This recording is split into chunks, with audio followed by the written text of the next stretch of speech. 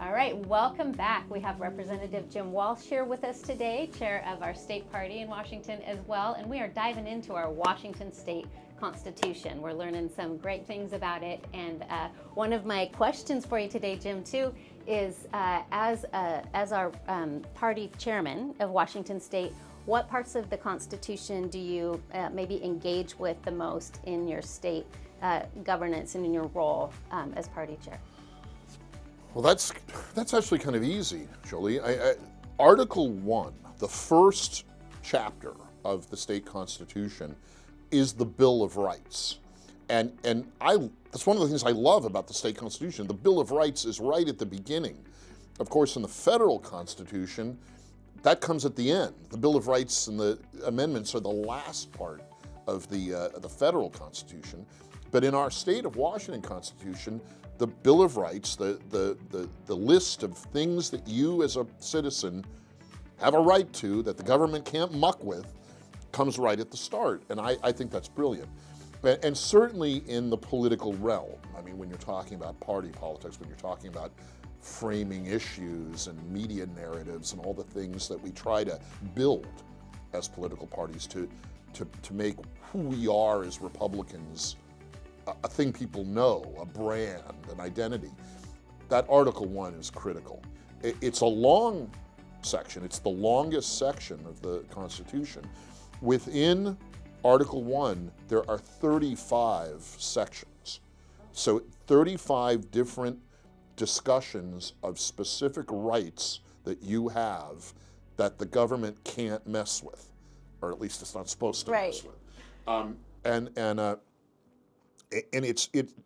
Some of them are very specific rights, the kind of thing that we talk about a lot, and I'll dig into them in a second.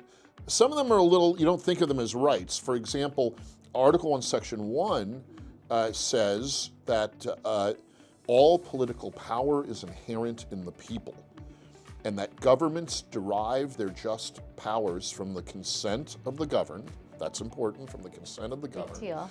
And those governments exist to protect and maintain individual rights. So that's kind of the opening. I mean, it makes sense. That's the opening section in the article on your Bill of Rights. But it's also kind of deep. I mean, that's a pretty deep philosophical thing in like 12 lines. I mean, you know, all political power resides in the people. It does not reside in the governor. It does not reside in the legislature. It does not reside in the judges. The power is in the people, and the people delegate that power. They loan that power to their elected servants to run the government and do the things on behalf of the people that the people want. It's important to keep that in mind, because so often in political debates and political discussions, people will assume that, you know, the governor has the power, right, and gives that to the little people. No, our state constitution says plainly it's the opposite of that. The people have the power, and the governor serves the people. And some governors more than others need to be reminded of that lesson. There are other articles, as I say, 35 sections in Article 1. Article 2 is the part that recognizes the federal constitution as the highest law in the land, and by extension, federal law as superseding state law.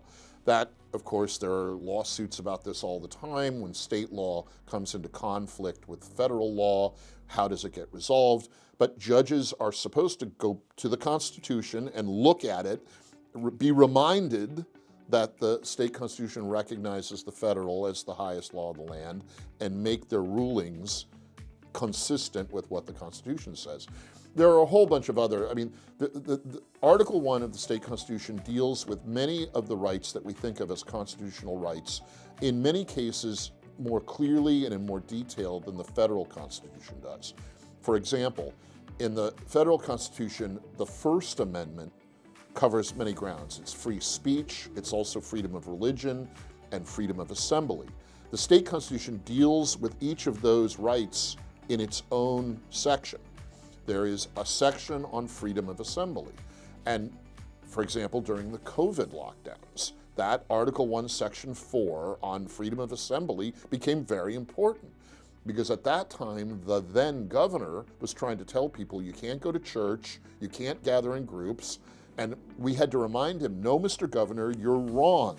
The state constitution very clearly says in Article 1 that the freedom to assemble, to gather together peaceably for the common good cannot be infringed. It can't be impaired, it can't be limited. And he got really upset at that and famously gave a very nasty comment to me specifically, because I was saying you're wrong. The Constitution is clear that the right of the people to peaceably assemble cannot be interfered with by the government. And it does say peaceably assemble. So if Antifa's gathering to burn cars or something, that doesn't count. But if you peaceably assemble for a rally or for a discussion or a public debate or a candidate forum, the government can't tell you not to do that. The section on freedom of is separate and clearer than the federal Constitution. It even anticipates some issues around freedom of speech that in the federal system, in the federal constitution and courts had to interpret. It says you have freedom of speech, but you can't use that to cry fire in a crowded theater. So our state constitution is very good on freedom of speech. And then there's an explicit section in Article 1 on freedom of religion, but I like that it actually goes a little further than just freedom of religion. What Article 1, Section 11 talks about is absolute freedom of conscience. And that is a concept that the founders of the United States, when they were negotiating the Constitution of the United States, tried to figure out how to do. And they couldn't come to an agreement on how to articulate freedom of conscience in the federal Constitution. So it's not there. It's not mentioned. Now, religion is mentioned, but conscience is not. In our state constitution, that, again, Article 1, Section 11, talks about how you have a right to absolute freedom of conscience, which covers religion. That's a big part of freedom of conscience, but freedom of conscience is even broader. It's you have the absolute right to believe what in your heart you believe, and the government can't tell you, well, that's wrong, you can't believe that. And people think that's kind of a silly thing, but it's not. Especially, again, when we're talking about like matters of public health, where the bureaucratic Department of Health, which is part of the state government under the governor, tries to tell people, you have to take this medicine, you can't take that medicine. Well, no, I have a constitutional protection in Article 1, Section 11 to believe what I believe, and I believe that this drug, this therapy is not good for me, I don't want to take it. And that is protected in very strong language in the state constitution. And, again, sometimes our executive branch forgets that, and those bureaucrats in the executive branch need to be reminded. I don't think people realize that piece. We've heard the freedom of religion and speech, but I don't think, people, even myself, I don't even think I quite realize that nuance in there. And that's really powerful for us to understand. It's the reason I live in this state, Jolie, and many people do. Yeah. If we follow the book, if we follow the state constitution, we have the operating manual for a great place to live, where the government doesn't get in your face and tell you what to do and largely leaves you alone as long as you live a lawful and peaceable life.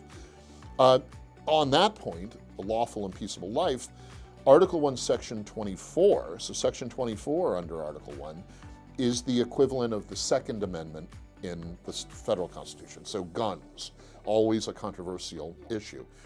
The Article 1, Section 24 in the state Constitution is crystal clear that the right to keep and bear firearms is an individual right. Some of the language in the federal Constitution, in the Second Amendment, talks about a well-regulated militia, and some judges and lawyers interpret that to mean, well, you have to be in the Army in order. There's none of that language in the state Constitution. Okay. It's crystal clear that the right to keep and bear a firearm is an individual right that you have. You don't have to be part of any militia or anything. It's you, it's in you. It then goes on to say that right to defend yourself and your community shall not be impaired. And some legal experts like the word impaired. They think it's stronger than the federal Constitution's word, which is infringed. So not impaired means the government can't do anything to limit your right to keep and bear a firearm in defense of yourself and your community. The and your community, it says yourself and the state. That's powerful language that's often overlooked, because that's an important idea of gun ownership, which is when you own and use a gun responsibly to defend yourself. And by the way, the state constitution says it's the right to keep and bear arms in defense of yourself. So it's not for hunting, it's not for recreation, it's to protect yourself and the state. That and the state part is important because that is a key concept of security and what economists call a positive externality. The concept is, by you defending yourself, you are defending your neighbor. You are creating a community where people defend themselves and where criminals will know this is a place where people are armed and they will protect their home and their children, their family, and criminal guy, if you decide to try to mess with people, you may get killed. And that opens up a whole cultural argument about, do you value things more than people? But the Constitution is crystal clear that by protecting yourself, you protect your community. And I think that's genius.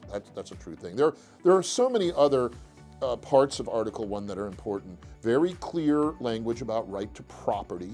You have a right to own property and do with it what you choose. An interesting one later, there are 35 parts of Article 1, that toward the end, one of the parts says, a frequent recurrence to foundational values is important to protect all these other rights. And my friend David Larson, the judge who has run for the state Supreme Court here in Washington, likes to refer to that section. What it says is everybody should read this document once in a while to remind themselves of what it says. And I think that's, while it's not specifically a right, it's a tool for protecting the other rights in the section. And I think that's something that every governor, every elected legislator, every citizen should do.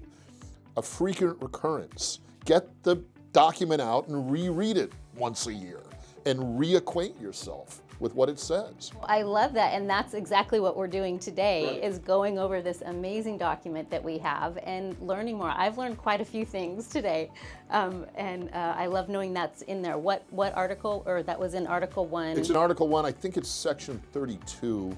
It's later in Article 1. And I love that. Yeah, you need to open the book. It's a good book, read it. Right. Yeah, it helps. Well, Jim, thank you so much for being with us and just helping the people of King County and even Washington State learn more about our wonderful Constitution. And I think this will spur on more. I think we'll have a lot more questions and we'll have you back in the studio. And I just really appreciate your time today. Thank you for serving us in Washington State, both in Olympia and all over the state as our party chair. Thank you, Jolie. And do this. I mean, this is our frequent recurrence. You're right. That's right. All right. Very good. Thank you, Jim.